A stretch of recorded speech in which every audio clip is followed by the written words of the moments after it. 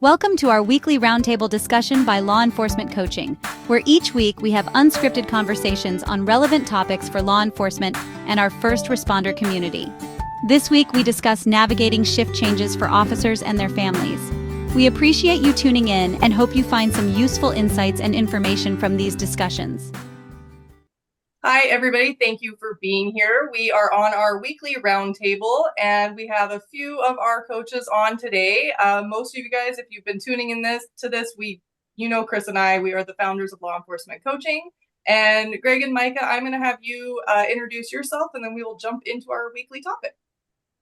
Greg, you can go. I'll go first. My name is Greg Nottingham, and I am retired Deputy Sheriff Sergeant from the Maricopa County Sheriff's Office here in the Phoenix metro area. Worked 31 years as a Deputy Sheriff and retired in 2015. Married, and I've got 35 years in November. And I've got 4 kids and currently babysitting our granddaughter, who is 2 years old. And so if you hear some noise in the background, that's probably going to be her. Awesome. She's adorable. Thank you. And Mica, welcome. Hello, folks. Mica Lunt here, former police chief from down in the Dallas-Fort Worth area. I still reserve today for my local SO in Cleveland County, Oklahoma, near the Oklahoma City metro area is where I'm tuning in from. And I have 4-legged kids, so hopefully they'll behave while this is going on. And my wife will be home soon, but it's a pleasure to be here with everybody and participate in this important topic. Awesome. Thank you. So for those tuning in, we join together with a group of people every week and have an unscripted conversation. And the topic that was suggested this week is navigating shifts and that lovely night shift that some people absolutely love. And then if you do have kids, some people might not be so stoked on that. So I'm going to let you guys, because you are the ones that have worked it. I've just been the family component, so I'll chime in later. But I know, Chris, you started, a lot of people are like, oh, I got into law enforcement because I wanted to serve. You're like, no, I want to work nights. You wanted to be up, right? So we'll start with you. Yeah, I guess. One of the, well, yeah, thanks for throwing me under the bus here. One of the things I looked at when I entered law enforcement is what kind of profession could I do where I could stay out all night, because I was a night owl, and of course law enforcement. And so of course right out of the beginning of my career, after I did the undercover stint, I worked nights and I loved it. I was young, I was single, no kids, and that was perfect for me. I could sleep during the day and I could be out all night, and I didn't deviate from that schedule even off duty like some people do. I kept that same schedule, and I loved grocery shopping at 2 o'clock in the morning because there was never a line. So for me, it was great. What about you, Mica? I worked nights the vast majority of my career. Obviously, as a police chief, I didn't do it all that often, but I still suited up and proved that I could still hang with the guys and gals on the graveyard shift. But I loved the work. Oh my goodness, nights is the place to be for the work. That was incredible. But one of the biggest things that took me a while to learn unselfishly was that life revolved around my schedule. My wife's schedule had to revolve around my schedule. Because I worked 8s, 10s, and 12s in my career, with every day off combination under the sun. And what I really want to get across today is to try and bridge that gap a little bit quicker for some other folks to recognize that you got to give some grace, that it gets old for everybody else having to adapt to your unpredictability. And so that's one of the things that I'd kind of like to get into. It's fun work. That's beneficial. There's a lot of beneficial things like you mentioned. And although I didn't have kids, having supervised, many people with children, a lot of my folks actually really preferred it because it kind of gave them that round the clock, potential coverage at home, which was positive. But what I really want to try to help folks get across is you've got to sort of unselfishly unpack that although your job is super important, you might be the only breadwinner or the majority breadwinner or things like that. And yes, the schedule does revolve around you. There are ways that you can communicate and mitigate that I really want to help people to adopt earlier than later. Absolutely. I'm going to come back because I'm going to speak on the spouse component to that, but I'm going to let Greg go first. Well, and shift work in general creates kind of an issue, and night shift in and of itself is, I think most of the people that I've worked around kind of have a love-hate relationship with it. It's difficult to navigate. It's difficult when you have families, but you just love being out there at night. You're away from the daytime politics of your department. You're really not involved with, you usually have just your supervisor, your direct sergeant, then maybe a watch commander somewhere in the county, and you may never see him all shift. And so you're really kind of away from the politics. But the biggest thing for me was trying to sleep during the day. Love it or hate it, if you're working night shift, you cannot let your sleep suffer. You have to find some time, some way to get some sleep. And the other aspect of that too is physical fitness.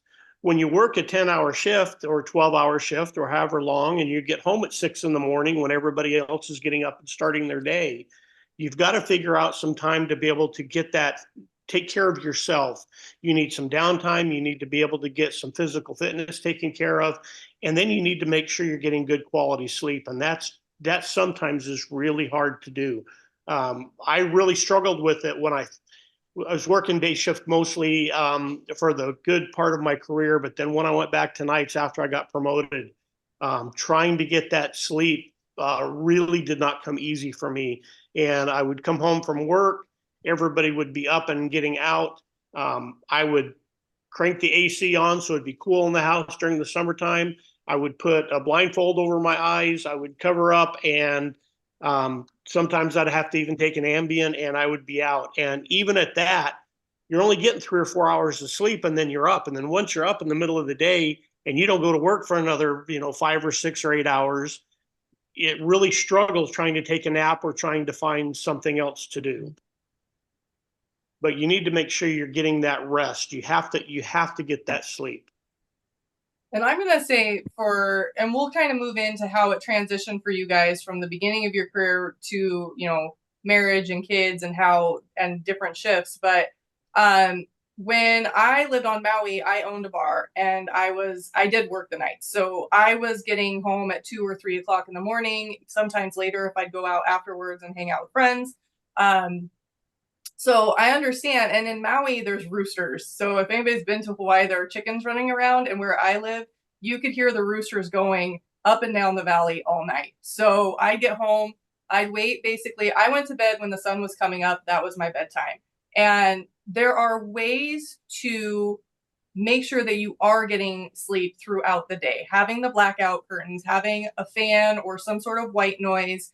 If you do have, family members or kids, this is where I'm going to bring in the family component. Is the officers have to take responsibility for their sleep. It can't be on their significant others to try to keep the kids quiet. I know a lot of parents stress about that, where how are you going to keep a 2-year-old or a 3-year-old quiet realistically? That puts so much stress on the partner, whereas the person that is responsible for their sleep, do those things. You can put, like a pool noodle or a towel under the door to block out the light, have some headphones, whatever you need to do to help improve the quality of your sleep throughout the day. It is challenging, but it's not impossible. So you guys want to come back at me on that one, or do you agree? There's got to be give and take, I mean, I wasn't, when I was working night shift, I was single, so I can't really speak on, what spouses should do, but I can only talk about other guys that I've worked with, and one in particular, a guy named Dave, good friend of mine. He worked patrol his entire career, and he's got 21 years on, I think now. And early in his career, it worked for him and his wife because they had two young babies, essentially. Now they're all in college, they're both in college, but back then he loved working the night shift because it worked for their schedule. And he could be home while his wife went to work. And then when he went to work, she was home with the kids. So it worked for them. There's got to be give and take. But yeah, I get it. I understand. If you're the officer, the universe cannot revolve around you. You got to understand that you're married, you have a partner, and both of you guys have to work together essentially to get through that time period or that phase because it's not going to be like that forever. It's temporary. So I don't know. So, You guys. oh, Michael, were you gonna say something?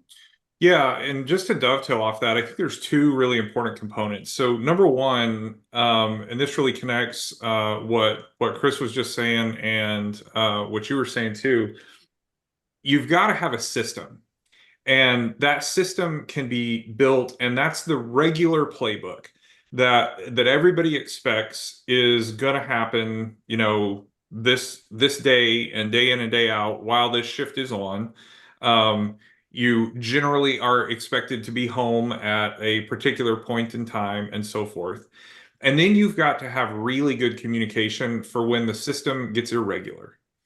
And that is when you get that late DWI, DUI call, which I was notorious for. And, you're going to have extra hours of paperwork to complete. And so you aren't going to be able to keep up your end of the bargain of the regular system. So you got to front load that heavy with communication. And then the partner has got to be willing to receive that communication and, make plans that work for them and that work for you. But it is heavy on that give and take and on communicating.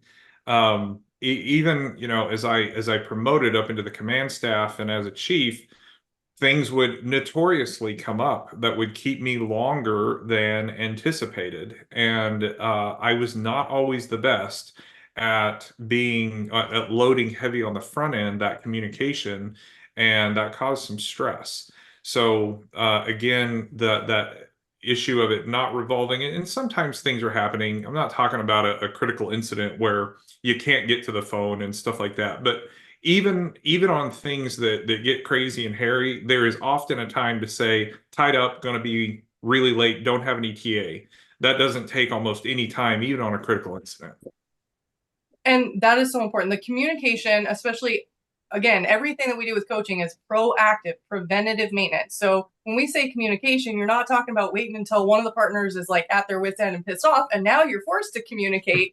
You communicate ahead of time so that you're looking like, hey, I'm going on to nights or I'm going on to days, and let's figure out what works for both of us. I work with a lot of clients. I work with a lot of spouses that one of their complaints is, especially the moms, that if their partner is working nights or maybe they get home, whatever time they get home, if everybody else is asleep, that is not just a golden ticket to not do any house chores. There are things that you can do at night if you communicate and figure out what that is. Folding laundry, like, are you going to vacuum? And no. Are you going to wash dishes? That clanks. But you can do the quiet things. You can fold the laundry. You can help, wipe down the counters. There are things, taking the garbage out. There are little things that you can do to contribute and make sure that your partner is feeling like, okay, I'm not alone in this. Because a lot of parents, especially the moms at home or the dads that are at home, whatever the dynamic is, it can feel isolating to be left and like, I don't have a partner in this. A lot of people say, I feel like I'm a single parent. And I was a single mom for the first few years of my daughter's life. And I don't like that because to me, if you're in a relationship with your partner who is working and maybe they're not there, but they are bringing in some financial stability, they're there, even if they're there just a minute, you still have a partner. So by saying I feel like a single parent, I understand the sentiment behind it and the frustration, but that also makes your partner feel guilty. So we need to, look at what the dynamic is and really have a clear game plan going in. Before I can keep going, but somebody else, did you guys have one? Well, And one of the things, Tami, that, the communication is key, but also planning ahead. I know that not everybody in law enforcement is going to have the opportunity to have family or close enough friends that are close to them to where if you have to have a sitter all night long, while you're both, for example, with me, I committed the ultimate sin and I married a dispatcher. And of course, she is working mostly days. We got lucky where she was working days or swings and I was working nights. So our schedule worked out, but there were those occasions where we both got stuck on graveyards. And so we're both working night shift. What are we going to do with the kids? And you have to have a plan in place. Find that family member, hopefully a grandma, grandpa, or aunt or uncle or somebody who can take those kids during the night shift while you're at work.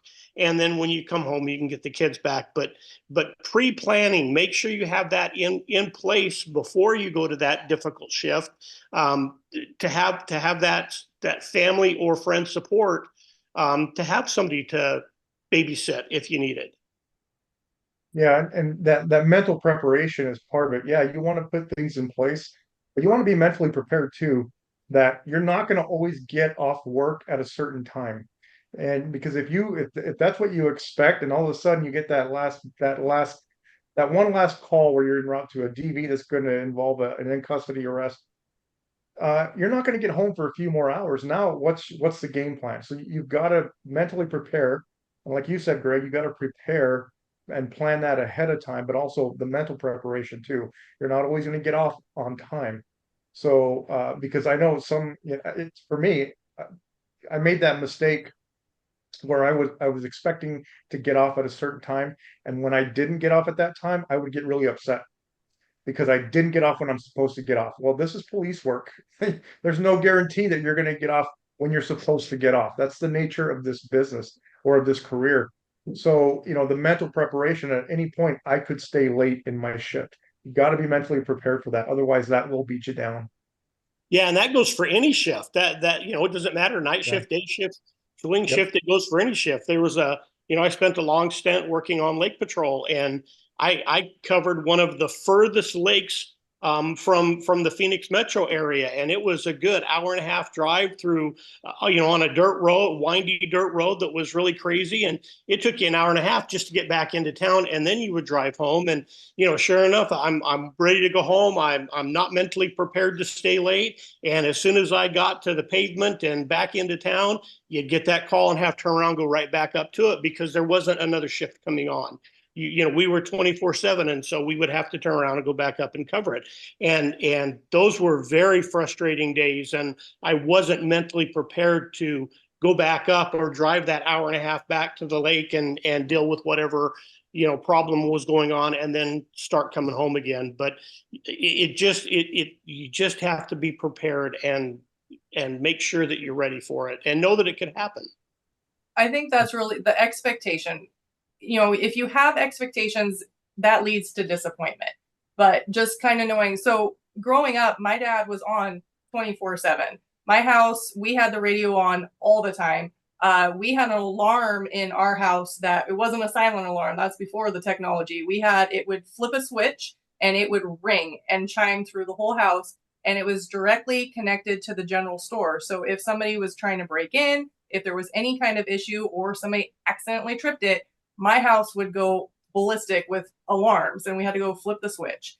And, phone calls, people coming, we had a sheriff sign in our front yard so people could come find us all hours of the night. And then if there was something that happened, if there was an accident, because accidents in the mountains, do they happen during the day? Sure. Do they happen at night? Almost always. So my dad would have to leave. And then, just going, if I was in the car with him and we'd be going, I remember I was so mad because he was supposed to take me up snowboarding for the first time. We were all the way up to the top of Mount Baker. And he pulled somebody over that had a warrant and we had to go back down. And I'm like, but I was supposed to go snowboarding. Can't you leave me up here? So having the expectations leads to disappointment. So yes, having that mental prep. So for you guys, so the consensus is pretty much people like working nights. It's fun. It's low key for the most part when it comes to dealing with, politics and whatnot. But how did you guys handle when you had to shift and you had to switch from nights to days or days to nights? So I don't know about. Oh, No, go ahead, Chris. Michael. I was going to say this kind of comes to like shift bidding. How did shift bid happen for your agencies? Was it every 6 months, or was it every year? And was it done by seniority, or were people just assigned at random or what have you? How did that work for you guys? Annually by seniority. Okay. Yeah, Same and with you, Greg? we did about every 6 months. You'd have to bid for shifts. The senior guys would get usually whatever shift they wanted, and then sometimes they would bid night weekends. That's what they wanted to work, and that was good for the younger guys who didn't want to work night weekends. But it was usually every 6 months, and it was by seniority. And we've had it a couple of different ways, because there were times where the whole squad would just shift, and you knew that every 6 months you were changing to a different shift, regardless of your seniority. So you'd go day shift, swing shift, graveyards, and then back to days. And those were very difficult. Again, just trying to get your sleep regulated, trying to get back into the swing of sleeping at night and not during the day. And again, it's so important to get your sleep, but you have to be mentally prepared for it. Just since we're on this topic, I mean, I think that a lot of the strategies that we talked about already in terms of establishing systems, front loading the communication, certainly happen at shift change time. If we do happen to have any viewers that are in the decision-making realm, if you haven't gotten the news or seen the data, the more frequently that you change shifts, and certainly rotating shifts is bad for the circadian rhythms. That ought to be avoided. The data is just really clear on that. From a risk management and a taking care of your people standpoint. So I did want to bring that up briefly, but absolutely. I have a question on that. So, I mean, we're kind of talking to the individual level right now, but let's take it up a notch. Let's talk to the departments. Just because something's been that way forever doesn't necessarily mean that it's the best and right way. So do you think that departments could improve the shift bid process? Maybe have it go longer, or where can we improve? Because this is an issue. It's an issue for families. We all know every wellness conference that you go to, every talk that we have been to, sleep is the number one issue that officers and first responders are not getting properly. Part of it's from PTS, part of it's because we can't cut that mind off, but a lot of it comes down to the different shifts and the changes. And then fire gets looked at. Their sleep is, they're in the firehouse for the most part. They're there, and then they get several days off. So they actually get a break to let their systems recharge. Law enforcement doesn't get that. So let's talk about how we can improve this whole thing.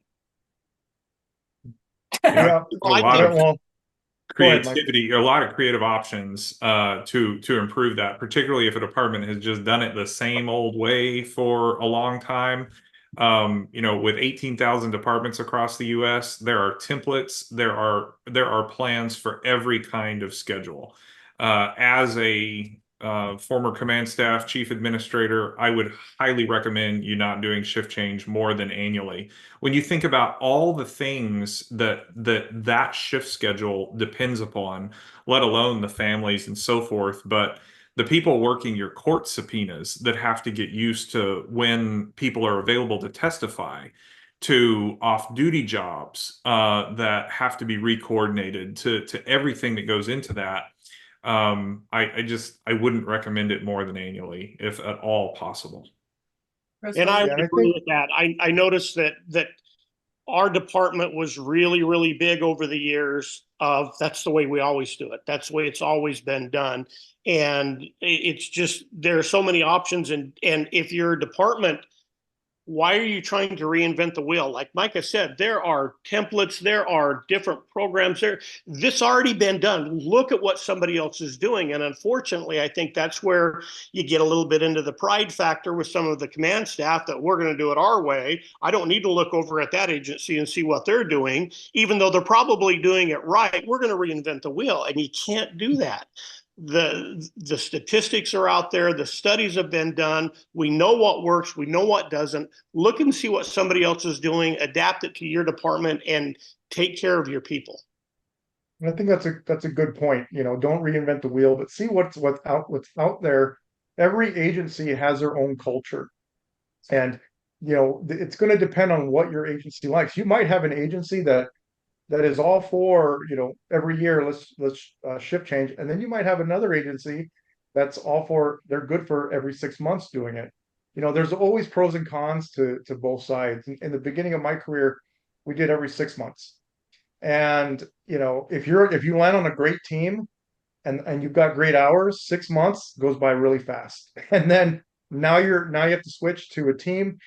If you get stuck on a team that you hate and hours that you hate, it's great to have 6 months, because then maybe possibly you can change again versus getting stuck for a year. So I mean, and it goes both ways too. So it would, if you're the command, you know, the command level of an agency, or you're the decision maker, look and see what fits your agency best, and go with that. And this whole repeat it just because we've always done it that way, that model just doesn't work. It's so outdated, and it's just going to hurt your people. So you got to really listen to your workers, your employees, and see what they want and what works best. And a lot of it too is data driven. You know, send out some surveys out there and see listen to your department, because I can guarantee you what command staff with the chief is listening up here with what's priority for them isn't going to be priority. And I just use this as an example. I'm not saying patrol is low, but I'm just using this as an example. Patrol officers, their priorities are probably going to be a little different than the chief's priorities. So this is why you've got to communicate with your agency and to figure out, how do we fill in those gaps so that we're both on the same page here, right? Because this is what we've seen quite a bit working with different agencies. And what I think is, with shift change and shift change being annually, that's great, as long as it's not mandatory shift change. If you've got somebody that's working midnights, it's working well for him, he's doing a good job, him or her, and he's doing a good job, and his family's working, and his family, everything's in place. Why would you make that person shift? Let him shift bid, and if he gets to stay on that shift, great. And then if manpower or there are other issues that come up and you have to move him, then you have to move him. But if you're going to shift bid annually, that's great. But don't make it mandatory. Let them bid for the same shift if they want to be on that shift. So that's what I was going to ask. Do departments I know it goes usually by seniority, but do the departments actually ask, like, hey, what do you want? Like, let the people say, hey, you know, I like my shift, this would be the second choice, or do you guys, the departments, listen to the people? Again, I think it would depend on the agency. My agency did that. You would be given a list, first priority, second, third, and what they would do is they would do a live shift bid. So you would actually, and people, it was like a big deal for my agency. People would bring their whole families and kids, and it would be a live shift bid, and you would see the team starting to form. And then if it was your turn to decide, and let's say you put in for, I'm going to say team one, and you really like the guys and girls on that team, they're going to ask you, do you still want team one? Yes, I do. Then they'll put your name in there. Or maybe you don't like the people that you're going to be working with. They're going to ask you, because it's your turn, do you want to go on team one? No, but I'll take my second choice, right? They give you that option. So that's kind of cool that they do that.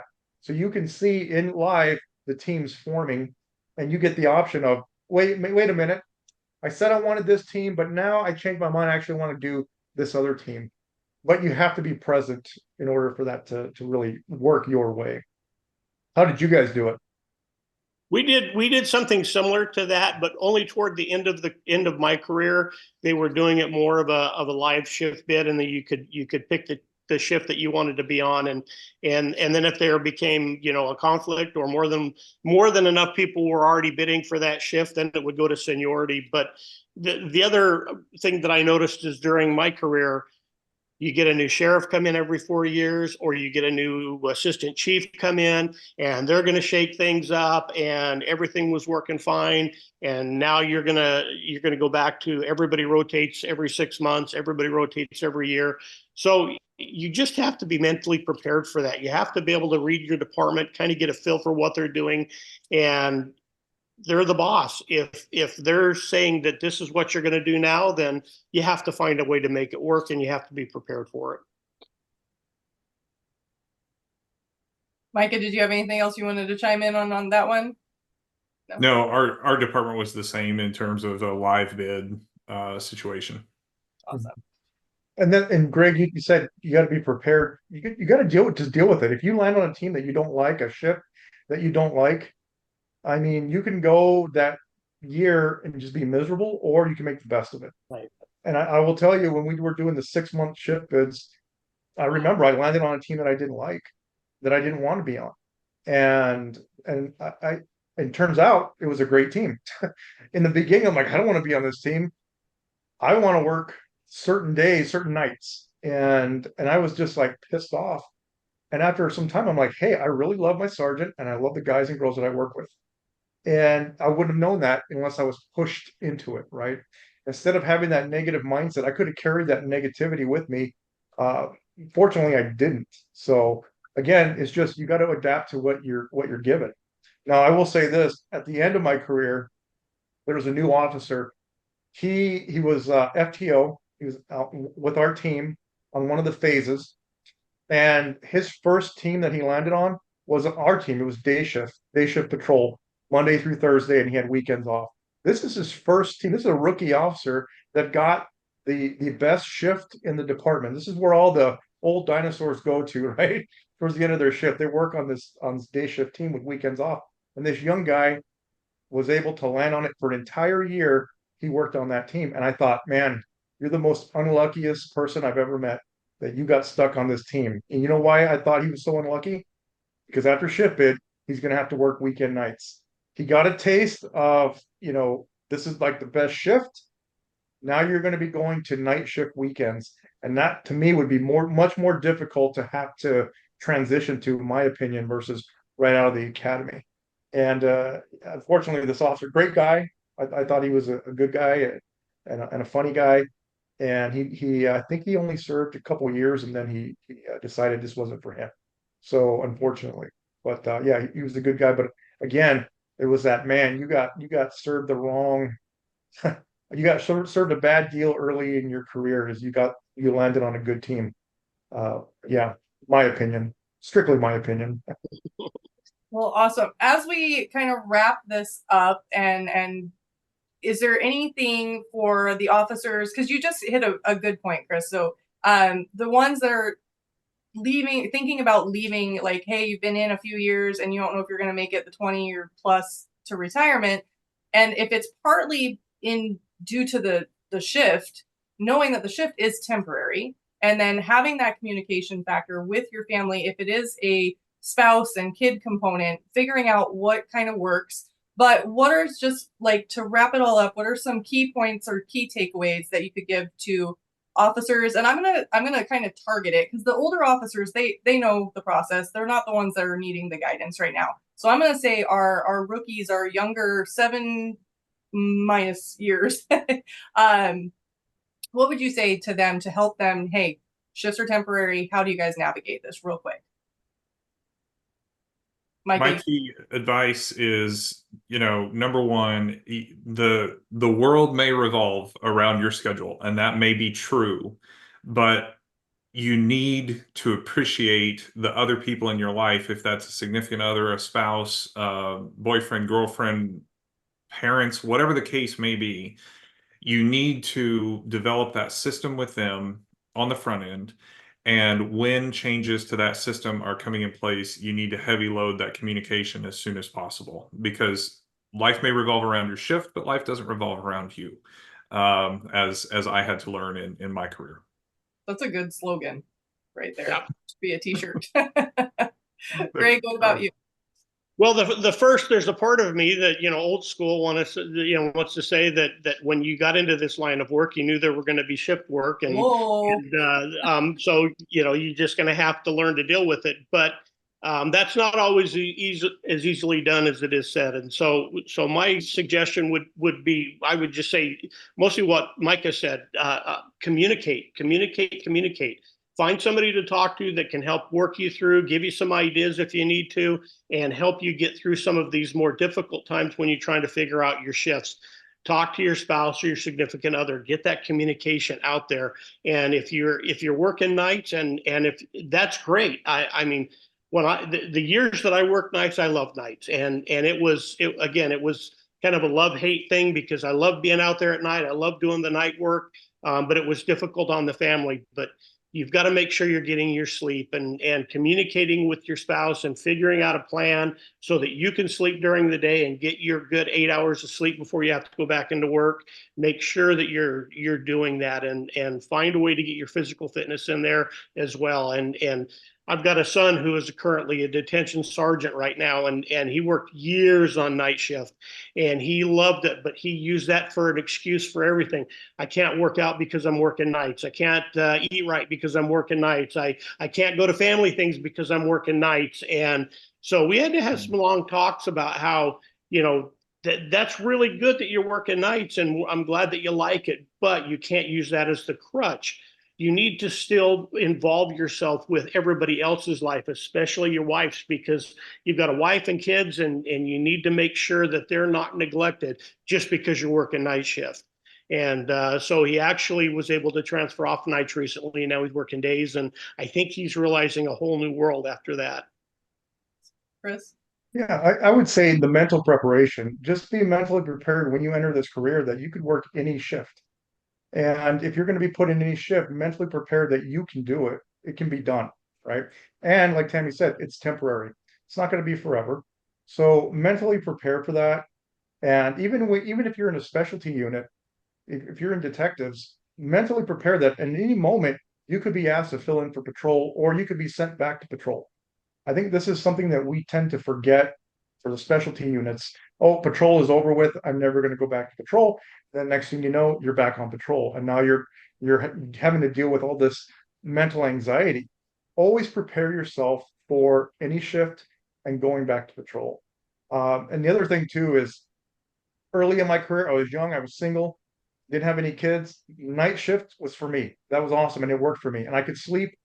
I could maintain my same sleep schedule off duty, right? And then fast forward 10 years, I've been removed from the streets 10 years. I've been in some kind of specialty unit, and now I'm going back to patrol, and I'm shift bidding for patrol. Now I'm like, oh, I'm going back to nights because that's all I know and I love.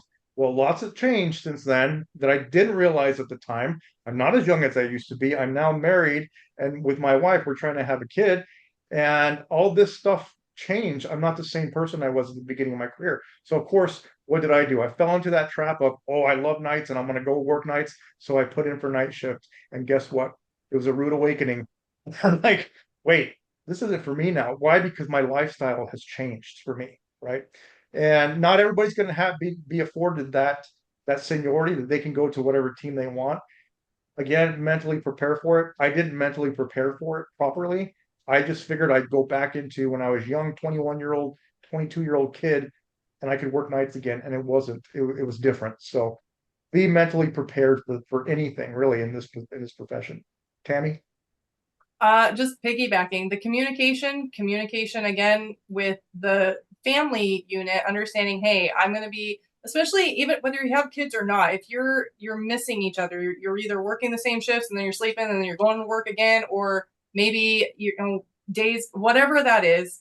The main thing to remember is it is it's quality over quantity. So it's not about, you could be there, you could be working the same shift and then binging Netflix all day, every day, and not really being together. Or you might get 15 minutes of passing, but if you make it count, and especially with the kids don't remember the times that you're not there. So that parental guilt, we talk about that often, let that go.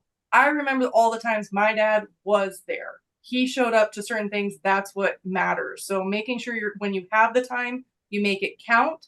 And then the other thing, going back again to communication, but communicating with your command, with your department of saying, hey, I want to stay in this career, and this shift that I'm on right now is not setting me up for success. Like, can we figure something out? If that's, if it's not working for you, or I love this shift and I want to stay on this shift. So communication. So with that, thank you all for being here. And for those tuning in, if you have any questions, you feel free to reach out to us. If you want to put your 2 cents in, feel free to comment. And thank you all again for being here. Bye, everybody. Yeah.